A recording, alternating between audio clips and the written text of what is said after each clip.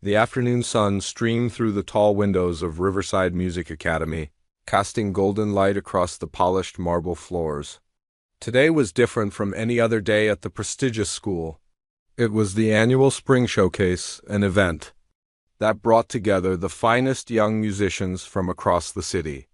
Parents arrived in expensive cars, their children dressed in crisp uniforms and carrying instrument cases that cost more than some people's monthly rent. Inside the grand auditorium, the atmosphere buzzed with excitement and nervous energy. Mothers adjusted their children's bow ties and smoothed down wrinkled dresses. Fathers checked their phones, making sure the cameras were ready to capture every perfect note their little prodigies would play. The smell of fresh flowers filled the air, arranged in elegant bouquets that decorated the stage. At the center of it all stood a magnificent grand piano. Its black surface gleamed like a mirror, reflecting the crystal chandeliers hanging above. This wasn't just any piano, it was a Steinway worth more than most people's houses. The Academy had saved for years to buy it, and today it would showcase the talents of their most gifted students. The auditorium seats filled quickly with well-dressed families. Women wore pearls and designer handbags, while men adjusted their expensive watches and talked quietly about business deals. Their children, the stars of today's show, warmed up backstage with private tutors who charged hundreds of dollars per hour. These kids had been playing piano since they could barely walk, their tiny fingers guided by the best teachers money could buy. In the very back row, almost hidden in the shadows, sat a young girl with her grandmother. The girl's name was Lily, and she looked completely out of place in this world of luxury. Her dress was clean but obviously secondhand, with small flowers printed on faded blue fabric. Her shoes had been polished until they shined, but anyone could see they had been worn by someone else before her. Her grandmother wore her best outfit, a simple black dress she had owned for 20 years, paired with a small handbag that had seen better days. Lily's eyes were wide as she took in everything around her. She had never been in a place so fancy before. The ceiling seemed to stretch up forever, decorated with beautiful paintings that looked like they belonged in a museum. The seats were covered in soft red velvet, so different from the plastic chairs at her school. Everything sparkled and gleamed, making her feel like she had stepped into a fairy tale. Her grandmother, Mrs. Chun, worked as a cleaner at the academy. She had been scrubbing floors and washing windows here for 15 years, always staying invisible, always working quietly in the background. Today was her day off, but she had received a special invitation from Dr. Harrison, the school's director. He had noticed how Lily always waited patiently in the hallway after school, doing her homework on the floor while her grandmother finished her cleaning duties. "You should bring your granddaughter to our showcase," Dr. Harrison had said kindly. "Music should be for everyone, not just those who can afford our tuition." Mrs. Chung had been so grateful for his kindness. She knew Lily loved music more than anything in the world, even though they could never afford proper lessons. As they sat in their seats, Lily watched the other children with fascination. She noticed how confident they looked, how they carried themselves like they owned the place. Their parents spoke in hushed tones about conservatories and competitions, using words Lily didn't understand but somehow knew were important. These kids lived in a world where music lessons were as normal as eating breakfast, where talent was nurtured with the best teachers and the finest instruments. The program in Lily's hands listed name after name of students she had never heard of. Next to each name was a list of achievements that made her head spin: first place at regional competitions, acceptance into summer programs at famous music schools, performances with professional orchestras. She wondered what it would feel like to have your name printed on such beautiful paper, to have your accomplishments listed for everyone to see. Mrs. Chun squeezed her granddaughter's hand gently. She knew what Lily was thinking because she was thinking the same thing. They didn't belong here, not really. They were guests in a world that operated by different rules, where money could buy the kind of opportunities that Lily could only dream about. But Mrs. Chun also knew something these wealthy families didn't know. Her granddaughter had something special, something that couldn't be bought or taught every evening. After finishing her homework at the kitchen table, Lily would watch piano videos on their old tablet, The screen was cracked and the sound was tinny, but she absorbed every lesson like a sponge. She would practice on a paper keyboard she had drawn herself, her fingers moving silently across the drawn keys while she hummed the melodies in her head. Sometimes when Mrs. Cheen worked late at the academy, Lily would sneak peeks at the practice rooms, watching through the small windows as students played pieces that made her heart race with excitement. The lights began to dim, and a hush fell. Over the audience, Dr. Harrison walked onto the stage, his footsteps echoing in the now quiet auditorium. He was a tall man with kind eyes and gray hair, wearing a black suit that probably cost more than Mrs. Chun made in a month. He smiled warmly at the audience and began to speak about the importance of music education, about nurturing young talent, about the bright futures that awaited these gifted children. Lily listened to every word, but her eyes kept drifting to the piano. From where she sat, it looked enormous, like a sleeping giant waiting to wake up. She imagined what it would feel like to sit on that bench, to press those keys and hear real music pour out instead of the silence of her paper keyboard. The thought made her stomach flutter with a mixture of excitement and longing. The first student took the stage to thunderous applause from his family section.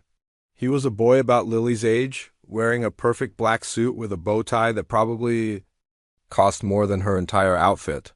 He played a complex piece by batch, his fingers dancing across the keys with mechanical precision. The audience clapped politely when he finished, and he bowed formally before walking off stage with practiced confidence. One by one, more students performed. Each piece was technically perfect, each performance polished to a shine by months of expensive instruction. The parents beamed with pride, taking photos and videos to share with friends and family. These children were living proof of what money and privilege could accomplish, their talents carefully cultivated and displayed like precious jewels. But as Lily watched and listened, she felt something growing inside her chest. It wasn't jealousy. Exactly, though she certainly wished she could have lessons like these kids. It was more like hunger, a deep, aching need to touch those keys herself, to see if the music in her head could become real. She had so much music trapped inside her, melodies that played in her dreams and rhythms that matched her heartbeat. If only she could let it out. If only she could show everyone that music wasn't just about expensive lessons and perfect technique. The showcase continued, and Lily found herself memorizing every piece, every movement of the performer's hands. She didn't know it yet, but in just a few hours, she would get her chance to prove that music truly was for everyone, and she would change everything. The first half of the showcase had ended, and Dr. Harrison announced a 15-minute intermission. The auditorium lights came up, and suddenly the quiet, reverent atmosphere transformed into a bustling social gathering.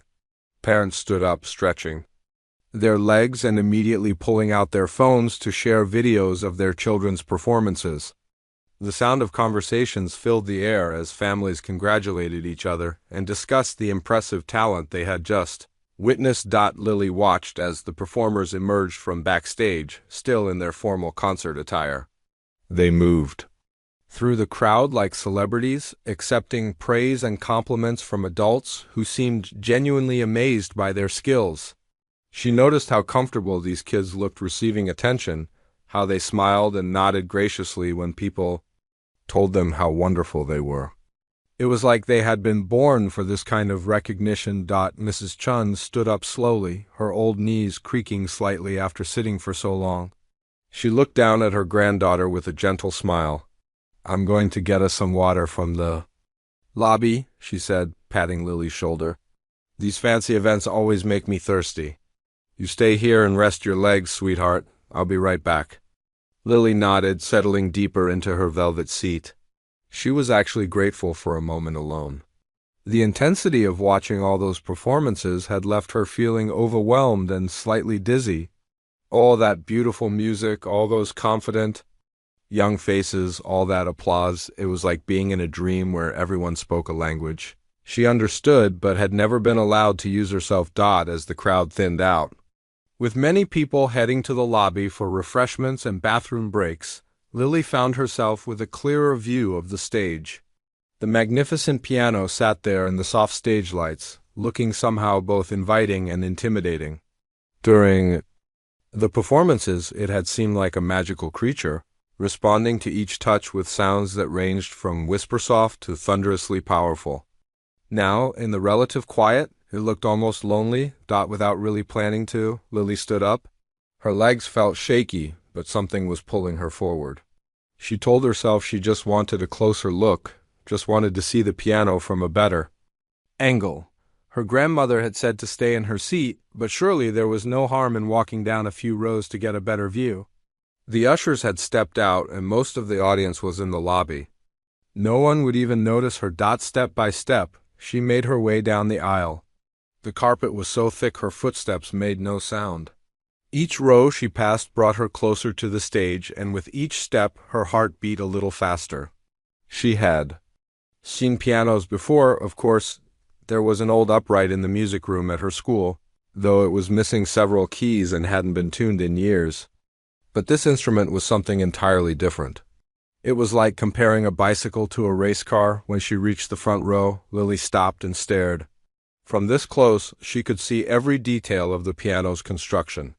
The wood grain swirled in beautiful patterns across its surface. The keys were so perfectly white and black, not yellowed or chipped like the ones at school. She could even see her reflection in the glossy finish. A small girl in a simple dress looking back at herself with wide, wonder-filled eyes. The stage was only a few feet away now, separated by a small orchestra pit. During the performances, this distance had seemed huge, like an ocean between the audience and the performers. But now, with no one watching, it looked surprisingly manageable. Just a few steps, really. Just a small gap between where she was and where the music lived. Lily looked around nervously. The auditorium was almost empty now. She could hear the distant sound of conversations and laughter from the lobby, but here in the main hall, she was practically alone. The cleaning staff wouldn't start until after the showcase ended. The performers were probably in the green room, being congratulated by their teachers. Even the stage crew had stepped away for their break. Her hands were trembling now, as she clasped them together to try to steady them. Every logical part of her brain was telling her to go back to her seat, to wait for her grandmother, to be the good, quiet girl she had always been. But there was another voice, deeper and more insistent, that whispered about dreams and chances and moments that might never come again. She had been dreaming about touching a real piano for as long as she could remember. Every night she fell asleep imagining what it would feel like to press down on those keys and hear actual music emerge. She had watched so many videos, studied so many finger positions, memorized so many pieces. But it had all been theoretical, like studying swimming without ever touching water. The small set of steps leading up to the stage seemed to glow in the soft lighting. Lily's feet moved almost without her permission, carrying her forward until she was standing at the bottom step. Her heart was pounding so loud she was sure someone would hear it and come running. But the auditorium remained quiet except for the distant murmur of intermission conversations. One step. Her foot touched the first stair as she felt like she was crossing into forbidden's territory. This stage was meant for the chosen ones, the students who belonged here, who had earned their right to stand in this sacred space through years of expensive lessons and prestigious competitions. 2 steps. Now she was halfway up, and there was no pretending this was just curiosity anymore. She was actually doing this. She was actually climbing onto the stage where, just minutes ago, some of the most talented young musicians in the city had performed for an audience of hundreds. 3 steps, and she was on the stage itself. The feeling was incredible and terrifying. At the same time, the lights were brighter here, warmer. She could see the entire auditorium spread out before her, all those empty seats that had been filled with people who belonged in this world of classical music and cultural refinement. For a moment, she imagined what it would feel like to have all those seats filled with people who had come specifically to hear her play. The piano bench sat just a few feet away now. It was a simple black bench, padded with leather that looked soft and comfortable. During the performances, she had watched student after student approach this bench with confidence, sitting down like they had done it 1,000 times before. Because they probably had. In practice rooms and recital halls and competition venues across the country, Lily's legs felt like jelly as she walked those final steps. Everything seemed to be happening in slow motion. The piano keys gleamed under the stage lights, and she could smell the faint scent of wood polish and the lingering perfume from the previous performers. Her reflection wavered in the piano's polished surface, making her look ghostly and unreal. She was close enough now to reach out and touch it, close enough to finally answer the question that had been burning inside her for years. What would it really feel like to play a piano like this? What would her music sound like when it came from an instrument that could respond to every subtle touch, every gentle pressure, every emotional nuance she had been storing up inside her heart? Her hand trembled as she reached forward, and in that moment, everything changed forever. Lily's finger made contact with middle C, and the single note rang out clear and pure in the empty auditorium. The sound was more beautiful than anything she had ever heard before. It wasn't like the dull, mechanical sound of the old piano at school or the tinny audio from her cracked tablet. This was music in its purest form, rich and warm and alive. For a moment she forgot where she was. She forgot about her second-hand dress and her nervous stomach and the fact that she absolutely did not belong on this stage. All that existed was the connection between her finger and this incredible instrument. She pressed another key then. Another, marveling at how responsive the piano was to even the gentlest touch. Then she heard the voices. "Oh my goodness, look at that!" The sharp whisper came from somewhere behind her. Lily's blood turned to ice as she realized that people were returning from intermission.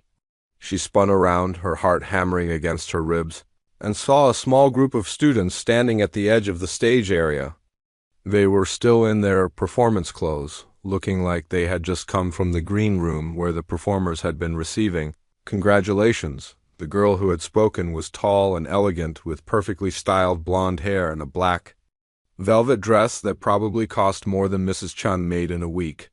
Her name was Victoria, though Lily didn't know that yet. Victoria was one of the Academy star students, the kind of prodigy who had been featured in the local newspaper for winning a statewide competition. When she was only 10 years old, "What is she doing up there?" Victoria asked, not bothering to lower her voice anymore. Her tone was a mixture of shock and disgust, like she had discovered something dirty in a place that was supposed to be clean to another student. A boy with slicked-back dark hair wearing an expensive stepped closer to get a better look. His name was Preston, and his parents had donated enough money to the academy to have a practice room named after their family. "I have no idea," he said, shaking his head. "Does she even go to school here? I've never seen her before." More students began to gather, drawn by the commotion. They formed a small crowd at the foot of the stage, all staring up at Lily like she was some kind of strange exhibit in a museum. Their faces showed a mixture of confusion, amusement, and barely concealed horror that someone like her would dare to touch their precious piano. "Look at her dress," whispered a girl with red hair tied back in a perfect bun. "It looks like something from a thrift store." "And those shoes?" added another, pointing at Lily's carefully polished but obviously old footwear. "They're not even the right kind for a performance." Lily wanted to disappear. She wanted to melt into the stage floor or somehow become invisible. Her face burned with embarrassment as she realized how foolish she must look to these polished, perfect students. She was a fake, a pretender, someone who had no business being in their world, but she couldn't move. Her legs felt like they were made of lead, and her hands remained frozen on the piano keys. She opened her mouth to try to explain herself, too. Apologize, but no words came out. She just stood there, trapped in the spotlight of their judgment. "Somebody should tell her this isn't a toy," Victoria said, her voice getting louder and more confident as more students joined the group. "This is a professional instrument. It's worth more than most people's cars." Preston laughed, a sharp sound that cut through the air like glass. "Maybe she thinks this is some kind of museum where you can touch everything. Someone should explain to her that this is a serious institution." The group was growing larger now. Word was spreading through the returning audience that something unusual was happening on stage. Parents began to notice the commotion and started moving closer to see what was going on. Some pulled out their phones, thinking they might capture something interesting or amusing to share later. "How did she even get in here?" asked another student, a petite girl whose diamond earrings caught the stage lights. "Don't you need an invitation? Security is usually pretty tight for these events." "Maybe she snuck in," suggested Preston, warming to the idea. "Maybe she's some kind of piano groupie who goes around trying to play instruments that don't belong to her." The laughter that followed was cruel and sharp. It started with just a few giggles, but it spread through the group like wildfire. Soon, a dozen students were laughing at the sight of this obviously out-of-place girl standing frozen at their precious piano. "Someone should get a teacher," Victoria said, though she made no move to do so herself. She was enjoying this too much. It felt good to be part of the group pointing out someone else's mistake, someone else's failure to understand the rules of their world. More adults were noticing now. Lily could see them out of the corner of her eye, well-dressed parents whispering to each other and pointing in her direction. Their expressions ranged from confused to annoyed to openly disapproving. She could practically hear their thoughts. "Who is this child? Why is she touching our children's piano? Where are her parents? How did security let this happen? I bet she can't even play," said another boy, his voice dripping with contempt. "She probably doesn't even know what those keys are for. She just saw something shiny and decided to touch it." "Like a little kid in a candy store," agreed Victoria. "Except she's too old to use that excuse. She should know better." The shame was overwhelming now. Lily felt like she was drowning in it, like the weight of their judgment was pressing down on her chest and making it hard to breathe. Every insecurity she had ever felt about her clothes, her background, her family's financial situation came rushing back at once. She was exactly what they thought she was, a poor girl who didn't belong. Someone who had wandered into the wrong place and made a fool of herself. But underneath the shame, something else was beginning to stir. It was small at first, just a tiny spark of anger at the unfairness of it all. Why should her love of music matter less than theirs just because her family couldn't afford expensive lessons? Why should she be laughed at for dreaming, for wanting to touch something beautiful? The laughter was getting louder now, and more people were joining in. Even some of the adults were starting to smile, finding humor in the situation of this clearly overwhelmed child who had somehow ended up where she didn't belong. "Maybe we should start selling tickets to watch random people try to play," Preston joked, and the group erupted in fresh laughter. Lily's hands were still on the keys, and she could feel the piano waiting beneath her fingers. All those hours of practice on her paper keyboard, all those nights falling asleep to YouTube videos of beautiful music, all those dreams of someday, somehow, getting to play a real piano. Was she really going to let their laughter stop her? Was she going to walk away without even trying? The moment stretched on, filled with cruel laughter and whispered comments. But deep inside Lily, something was changing. The little spark of anger was growing stronger, feeding on all the music she had kept locked inside her heart. Soon, very soon, she would have to make a choice that would change everything. The laughter echoed through the auditorium like thunder, and Lily felt each sound hit her like a physical blow. Her cheeks burned with such intense heat that she thought they might actually catch fire. The group of students below the stage had grown larger, and now their parents were joining in, shaking their heads and whispering among themselves with disapproving looks. "This is embarrassing," Victoria said loudly, making sure her voice carried. "Someone needs to tell her that this isn't a public playground. These instruments are for serious musicians only." A woman in an expensive fur coat pointed at Lily with her manicured finger. "Whose child is that? She clearly doesn't understand how these events work. This is highly inappropriate." "Maybe she's confused," said a man wearing a gold watch that probably cost more than Mrs. Chung's yearly salary. "She might think this is some kind of open house where anyone can just walk up and touch things." The comments kept coming, each one worse than the last. Lily heard every word, and each one felt like a tiny knife cutting away at her confidence. She had never felt so small, so out of place, so completely wrong in her entire life.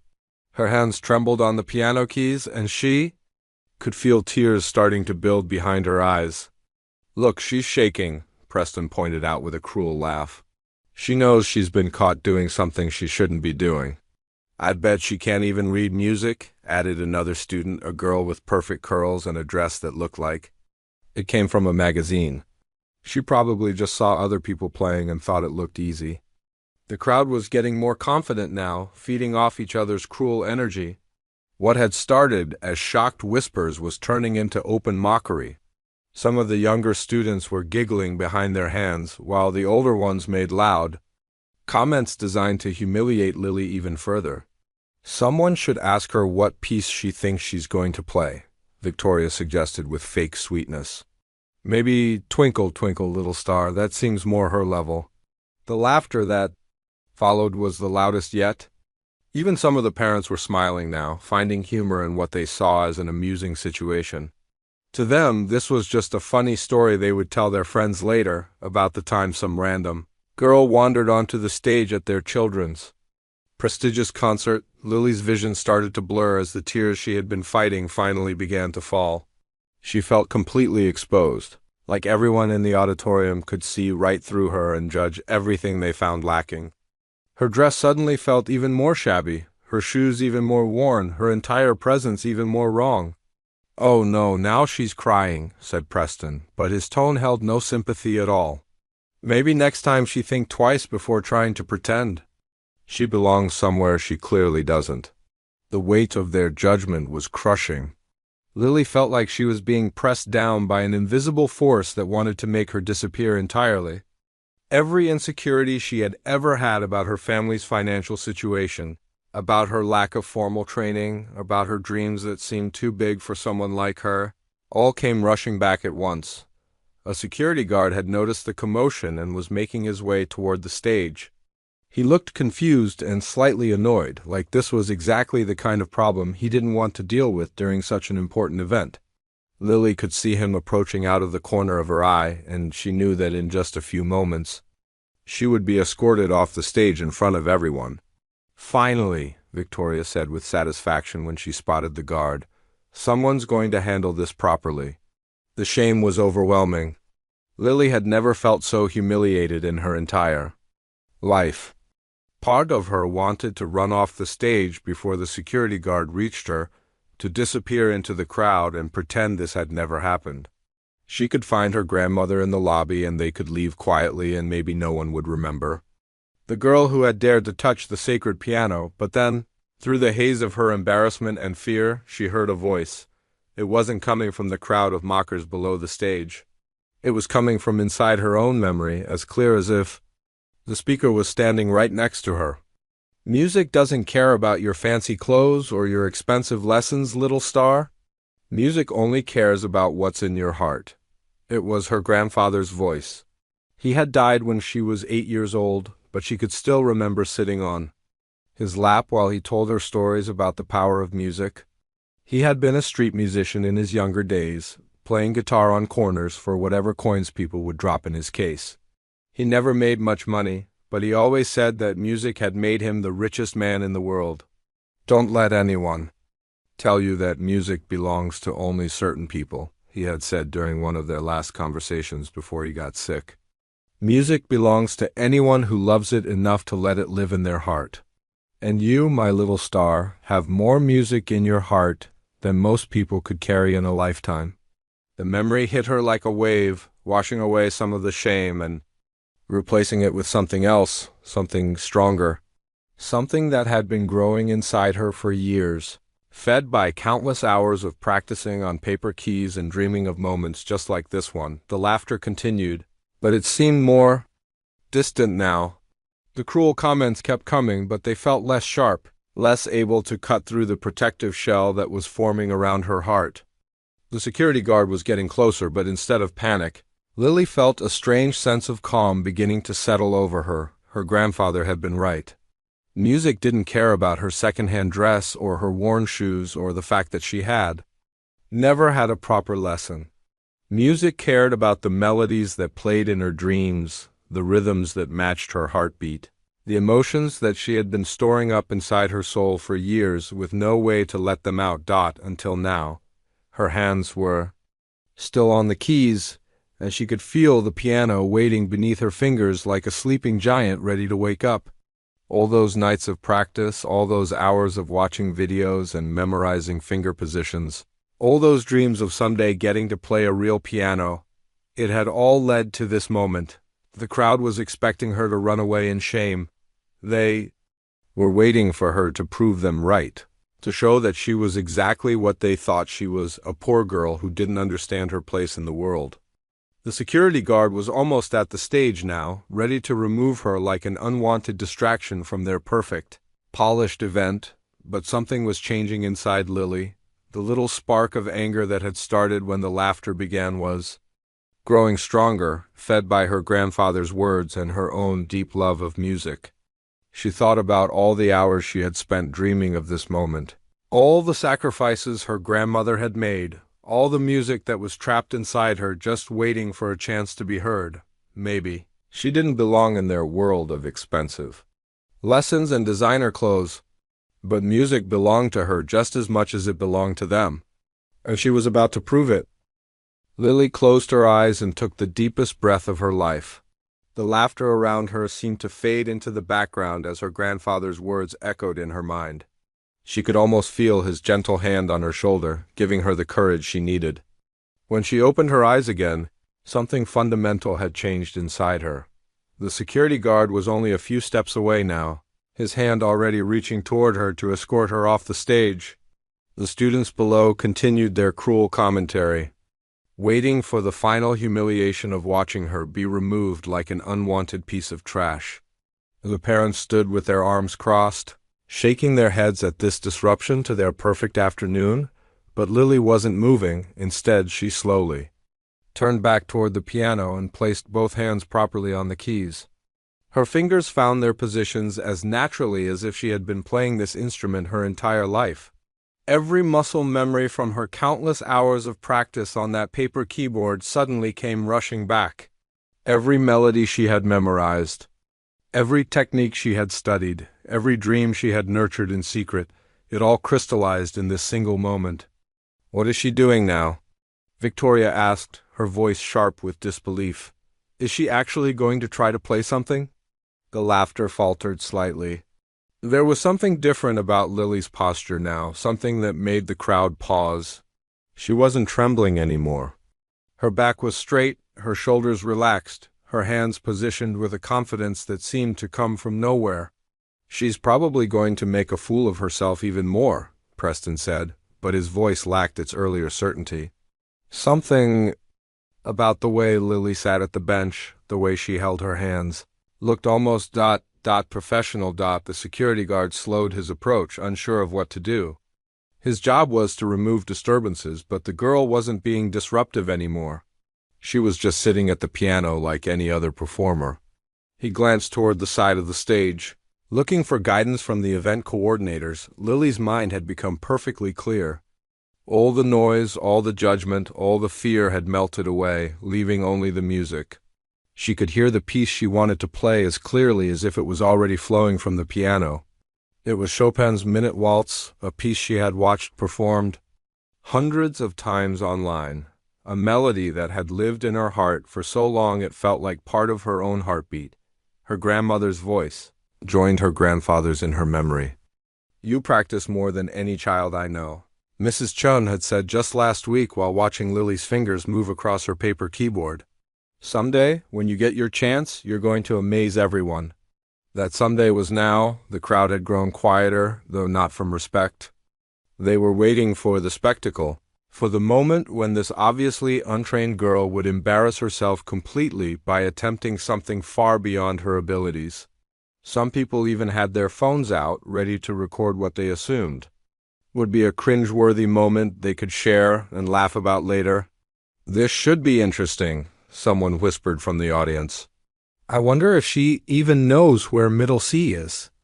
Maybe she thinks if she sits there long enough, the music will just happen by itself," another person added, causing a few chuckles. But as Lily's fingers prepared to press the first keys, something magical began to happen. The auditorium, which had been filled with the chaotic energy of mockery and judgment, started to shift. The air itself seemed to hold its breath, as if the room sensed that something important was about to occur. Dr. Harrison had heard the commotion from the lobby and was making his way back into the auditorium. He had been dealing with a small crisis involving a missing music stand, but the unusual noise level had caught his attention. As he entered through the back doors, he saw the crowd gathered around the stage and immediately understood that something was happening. His first instinct was to intervene. Unauthorized people weren't supposed to touch the Steinway, especially not during an official showcase. But something made him pause at the back of the auditorium. Maybe it was the way the girl sat at the bench, or maybe it was the sudden hush that had fallen over the crowd, but Dr. Harrison found himself holding back, curious to see what would happen next. Meanwhile, Mrs. Chun had finished getting water from the lobby and was looking for her granddaughter. When she didn't see Lily in their seats, a small panic began to build in her chest. She asked an usher if he had seen a young girl in a blue flowered dress, and he pointed toward the main auditorium with a confused expression. "There's something going on in there," he said. "Some kind of situation with a kid on the stage." Mrs. Chun's heart dropped as she rushed back into the auditorium. When she saw the crowd gathered around the stage and spotted her granddaughter sitting at the piano, she felt like her world was tilting sideways. This was exactly what she had been afraid of, that Lily's love of music would lead her into trouble, into situations where she didn't belong. She started to move toward the stage, ready to apologize profusely and remove Lily before things got worse. But something in her granddaughter's posture made her stop. Lily looked different somehow, calmer, more centered, like she belonged exactly where she was, back on stage. Lily was entering a state of pure focus that she had never experienced before. Every doubt, every fear, every cruel word that had been thrown at her had crystallized into a single, burning determination. She was going to show them that music truly belonged to everyone who loved it enough to let it live in their heart. Her grandfather had been a street musician who never owned anything valuable except his guitar. Her grandmother cleaned floors to make ends meet. They had never had money for lessons or fancy clothes or any of the privileges that surrounded her now. But they had given her something more valuable than any of those things. They had given her the understanding that music was a universal language that spoke from soul to soul. The students below the stage were getting impatient. "Is she going to play or just sit there all day?" Victoria asked loudly. "Maybe she's trying to remember how Twinkle, Twinkle goes," Preston added, causing another round of snickers, but their laughter was becoming more forced now, less confident. There was something unsettling about the way Lily sat so still, so composed, so completely unbothered by their mockery.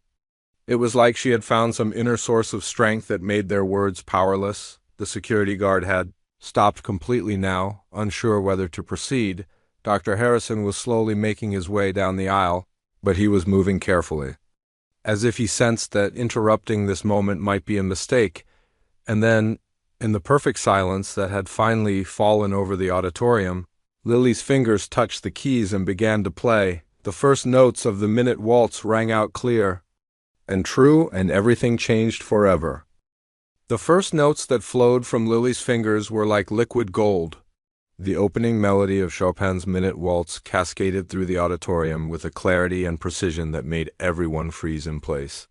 This wasn't the fumbling attempt at music that the crowd had been expecting.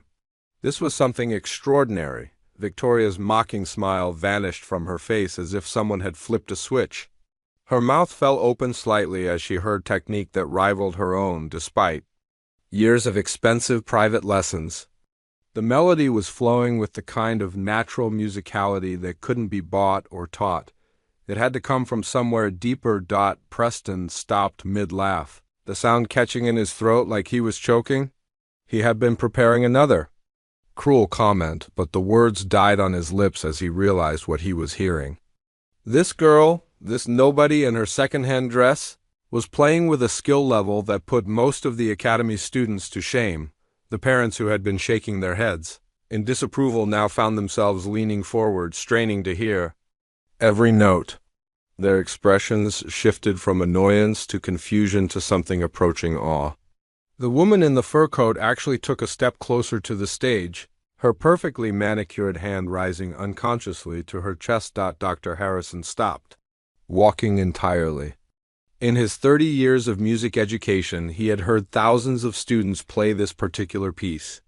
It was a standard showcase selection, technically challenging but accessible enough for advanced intermediate players. But he had never heard it played quite like this. There was something raw and honest in Lily's interpretation that made the familiar melody sound completely new. The security guard lowered his hand, which had been reaching toward Lily to remove her from the stage. He wasn't a musician himself, but even he could tell that something special was happening. His job was to handle disturbances, but this was the opposite of a disturbance. This was magic. Mrs. Chun pressed her hand to her mouth, tears already beginning to flow down her cheeks. She had heard her granddaughter practice on that paper keyboard countless times, had listened to her hum melodies while doing homework or helping with chores. But she had never imagined that all those hours of silent practice had been building towards something like this. The Minute Waltz was a piece that demanded both technical precision and emotional depth. The tempo was challenging, requiring fingers to dance across the keys with lightning speed while maintaining perfect control. But it also required something more intangible, the ability to tell a story through music, to make each note carry meaning beyond just the sound it produced. Lily's fingers moved across the keys like they had been born to be there. Every transition was smooth, every phrase perfectly shaped.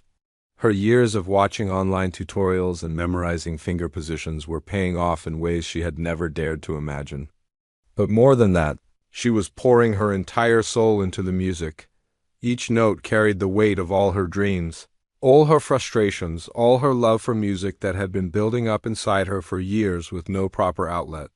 This was her chance to speak in the language she understood better than any other, to show everyone that passion and dedication could create something beautiful, regardless of background or circumstances. The students who had been laughing at her just moments before now stood in stunned silence. Many of them had played the same piece in competitions and recitals, but they had never heard it performed with such emotional intensity. Lily wasn't just playing the notes, she was living them, breathing them, making them part of her very being. The melody swirled and danced, filled with joy and playfulness, but also touched with something deeper. There was longing in her playing, the sound of dreams deferred but never abandoned.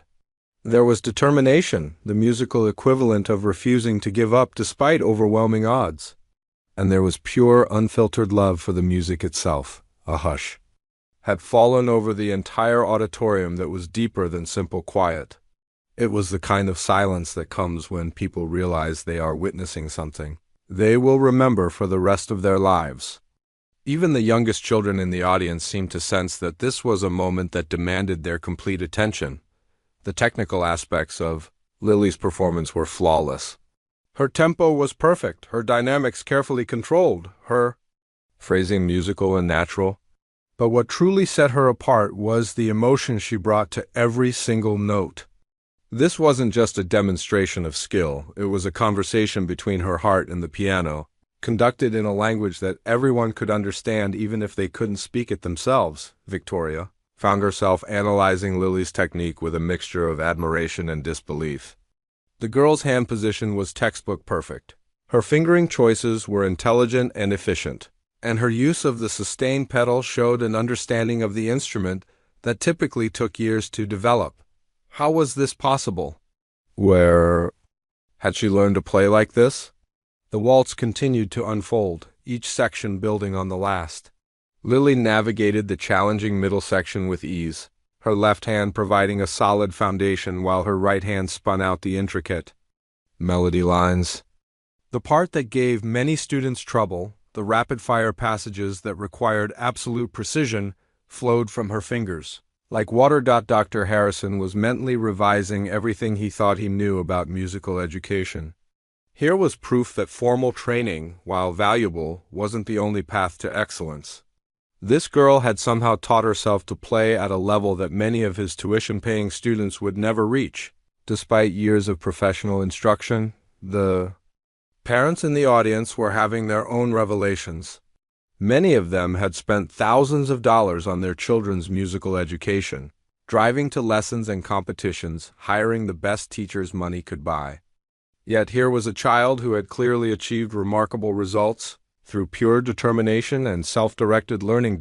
As the piece moved toward its climactic sections, Lily's playing became even more expressive. She wasn't just executing the notes on the page, she was reimagining them, making them her own. The familiar waltz was being transformed into something personal and unique, a musical autobiography told in three-quarter time, the sound of the Steinway piano under her fingers was everything she had dreamed it would be and more. Every subtle touch was translated into sound with perfect clarity. The instrument responded to her emotions as if it could read her mind, producing tones that ranged from whisper-soft to brilliantly powerful depending on what the music demanded. Mrs. Chen watched her granddaughter with wonder and pride swelling in her chest. This was the same little girl who helped her fold laundry while humming melodies, who practiced finger exercises on the kitchen table while waiting for dinner. But now she was transformed, elevated by the music into something magnificent and powerful. The waltz was nearing its conclusion, and Lily could feel the audience holding its collective breath. Every person in that auditorium was completely captivated, drawn into the spell she was weaving with her music. The cruel laughter had been replaced by something far more valuable, genuine respect and admiration. As she prepared to play the final phrases, Lily knew that her life was about to change forever, but in this moment none of that mattered. All that existed was the music, flowing through her and around her like a river of pure joy. The final notes of the minute waltz hung in the air like precious jewels, each one crystal clear and perfect. Lily's hands slowly lifted from the keys, and for a moment that seemed to stretch on forever, the entire auditorium existed in complete and absolute silence. It wasn't the awkward quiet that comes when something goes wrong. It was the profound silence that follows something, so beautiful it leaves people breathless. Nobody moved, nobody spoke. Nobody even seemed to breathe. The silence was so deep that Lily could hear her own heartbeat thundering in her ears. She sat perfectly still on the piano bench, her hands trembling slightly now that the music had ended. The spell that had protected her during the performance was beginning to fade, and she could feel the weight of hundreds of eyes staring at her. Victoria stood frozen at the foot of the stage, her face pale with shock. Her mind was racing, trying to process what she had just heard. This girl, this nobody in a thrift store dress, had just delivered one of the most beautiful performances Victoria had ever witnessed. It was technically flawless, emotionally moving, and filled with a natural musicality that Victoria had spent years trying to achieve through expensive lessons. Preston's mouth was hanging open in a way that would have been comical under different circumstances. He had been preparing to laugh at what he assumed would be an embarrassing disaster. Instead, he had just heard playing that was better than his own. Despite years of private instruction with some of the city's most respected teachers, his entire understanding of how musical talent worked was crumbling around him. Dr. Harrison felt like he was seeing music education in a completely new light. In 3 decades of teaching and administration, he had never encountered a student who had achieved this level of excellence through self-directed learning. Every assumption he had made about the necessity of formal training, expensive instruments, and structured curriculum was being challenged by what he had just witnessed. The man in the expensive suit, who had been making cruel comments about Lily's appearance, now looked deeply uncomfortable. His gold watch suddenly felt heavy on his wrist, and his perfectly tailored clothes seemed somehow less important. He had just learned something profound about the difference between having money and having talent, and the lesson wasn't sitting well with him. Mrs. Chen was crying openly now, tears of joy and pride streaming down her face. She thought about all the nights she had found Lily practicing on that paper keyboard, all the time she had worried that her granddaughter's dreams were too big for their circumstances. Seeing Lily up there, commanding the attention and respect of this entire auditorium felt like watching a miracle unfold. The silence stretched on, growing more powerful with each passing second. It was as if the entire room was trying to process what they had just experienced to understand how their expectations had been so completely shattered. The girl they had been mocking just minutes before had delivered a performance that would have been impressive coming from any of the Academy's star students. Slowly, very slowly, people began to realize that they needed to respond somehow. But what do you say when someone has just turned your entire worldview upside down? How do you react when you've been proven so spectacularly wrong about something you were absolutely certain of? The first person to move was a small girl in the front row, probably around 6 years old. She had been sitting perfectly still throughout Lily's performance, her eyes wide with wonder. Now she began to clap, her small hands making tiny sounds that seemed enormous in the profound quiet. The sound of her applause was like a stone dropped into still water, creating ripples that spread throughout the auditorium. One by one, other people began to join in. First it was just a few scattered claps, tentative and uncertain. Then more people joined, and more, until the sound began to build into something larger. Dr. Harrison was the first adult to truly understand what he had witnessed. As an educator and musician, he recognized not just the technical skill Lily had displayed, but the deeper implications of her performance.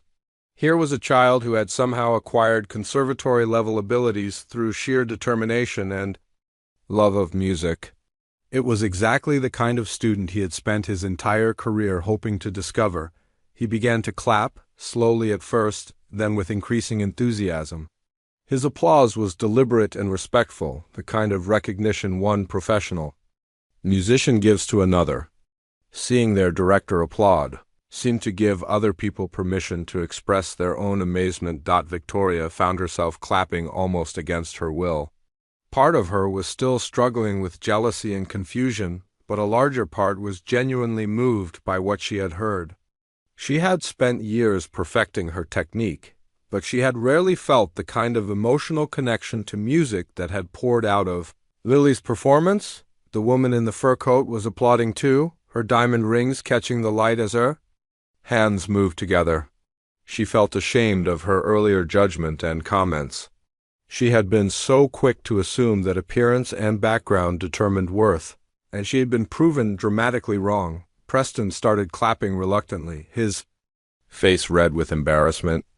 He was thinking about all the cruel things he had said, all the assumptions he had made about this girl based on her clothes and her obvious unfamiliarity with their social circle. He had been so certain that formal training and expensive lessons were the only path to musical excellence. The applause was growing stronger now, spreading through the auditorium like wildfire. Parents who had been shaking their heads in disapproval were now clapping with genuine enthusiasm. Students who had been laughing cruelly were applauding with respect and amazement. The transformation was remarkable to witness. Mrs. Chun was clapping. Through her tears, her heart so full of pride and joy that she thought it might burst. She was thinking about her husband, Lily's grandfather, wishing he could have been there to see this moment. He had always believed in Lily's musical gifts. Even when she was just a small child humming along to the radio, the security guard was clapping too, a big smile spreading across his face. He had been prepared to remove what he thought was a disruptive child, but instead he had witnessed something magical. He made a mental note to tell his own daughter about this when he got home, about the power of following your dreams even when others try to discourage you. The applause continued to build, becoming warmer and more enthusiastic with each passing moment. People were beginning to stand up, one by one, until entire rows were on their feet. What had started as reluctant, confused clapping was transforming into a genuine standing ovation. Lily sat at the piano bench, overwhelmed by the response. The same people who had been laughing at her just minutes before were now applauding her with respect and admiration. She could see the changes in their faces, the surprise, the shame, the wonder, and ultimately, the appreciation for what they had just witnessed. The applause reached a crescendo, filling the auditorium with thunderous sound. People were not Just clapping, they were cheering, calling out words of praise and encouragement. The atmosphere had completely transformed from one of cruel mockery to one of celebration and respect. As the standing ovation continued, Lily finally allowed herself to smile. She had done it. She had proven that music truly belonged to anyone who loved it enough to let it live in their heart.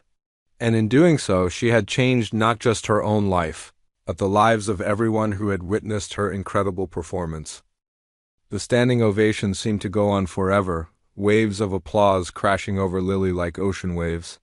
She sat at the piano bench, still hardly believing what had just happened. Her heart was pounding, but this time it wasn't from fear or embarrassment. It was from pure joy and the incredible rush of having shared her music with the world. Dr. Harrison made his way through the crowd, his eyes never leaving Lily's face. He had seen many talented students over the years, but rarely had he witnessed such a complete transformation of an audience. The same people who had been ready to have this girl removed from the stage were now giving her the kind of ovation usually reserved for professional concert artists. As he climbed the steps to the stage, the applause began to quiet slightly. People sensed that something important was about to happen. Dr. Harrison approached Lily slowly, his expression filled with wonder and respect. When he reached her, he extended his hand to help her stand. "That was absolutely magnificent," he sighed, his voice warm and genuine. "In 30 years of music education, I have rarely heard such a beautiful performance." Lily stood on shaky legs, still overwhelmed by everything that had happened. "Thank you, sir," she whispered, her voice barely audible above the continuing applause. Dr. Harrison turned to address the audience, raising his hand to ask for quiet.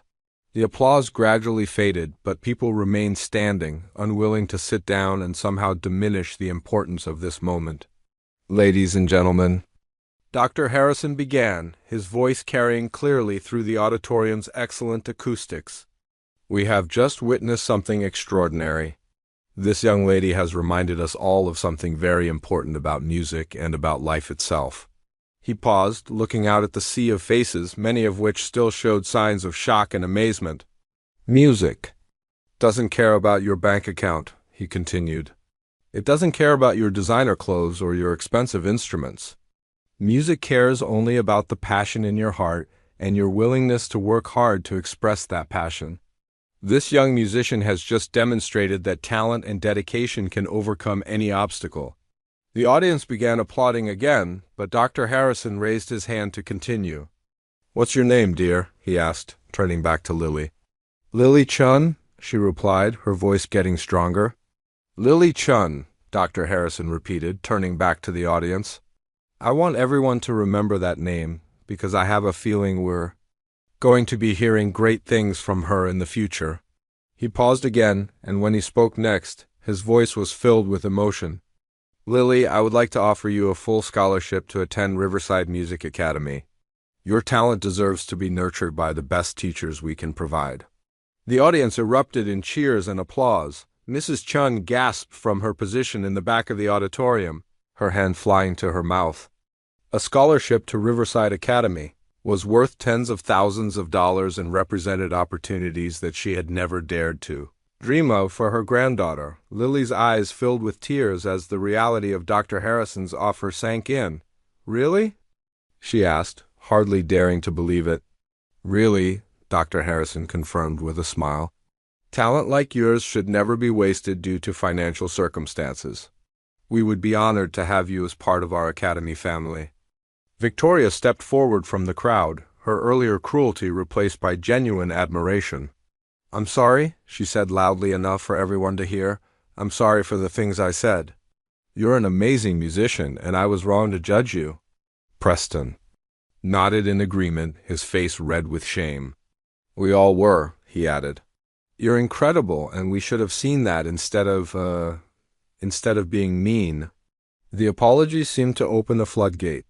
Other students began stepping forward to express their regret for their earlier behavior. Parents who had made cruel comments found themselves approaching Mrs. Chun to apologize and congratulate her on having such a talented granddaughter. Mrs. Chun made her way through the crowd, tears streaming down her face. When she reached the stage, Lily ran down the steps and threw herself into her grandmother's arms. They held each other tightly, both crying tears of joy and relief. "I'm so proud of you," Mrs. Chun whispered into Lily's ear. "Your grandfather would have been so proud, too. You did exactly what he always said you could do. You let the music in your heart shine for everyone to see." The woman in the fur coat approached them hesitantly. "I owe you both an apology," she said, her voice sincere. "I said some terrible things and I was completely wrong. Your granddaughter is extraordinarily gifted." Similar scenes were playing out all around the auditorium. People who had been ready to dismiss Lily based on her appearance were now recognizing her remarkable talent. Children who had been laughing were now asking their parents if they could learn to play piano like the girl on stage, a reporter from the local newspaper, who had been covering the showcase as a routine community event, was now frantically taking notes and photos. This was no longer just a story about a school recital. This was a story about talent triumphing over prejudice, about dreams coming true against all odds. Dr. Harrison joined Lily and her grandmother, his smile warm and welcoming. "Mrs. Chun, I understand you work here at the academy. We've always appreciated your dedication, but now I understand where your granddaughter gets her work ethic." Mrs. Chun nodded, still too emotional to speak clearly. "The scholarship covers everything," Dr. Harrison continued. "Tuition, private lessons, even performance opportunities. Lily will have access to all the same resources as our other students, and we'll make sure she gets the support she needs to develop her incredible gift." As the crowd began to disperse, people continued to approach Lily and her grandmother. Music teachers from other schools introduced themselves and offered additional opportunities. Parents exchanged contact information, wanting their children to meet this remarkable young musician.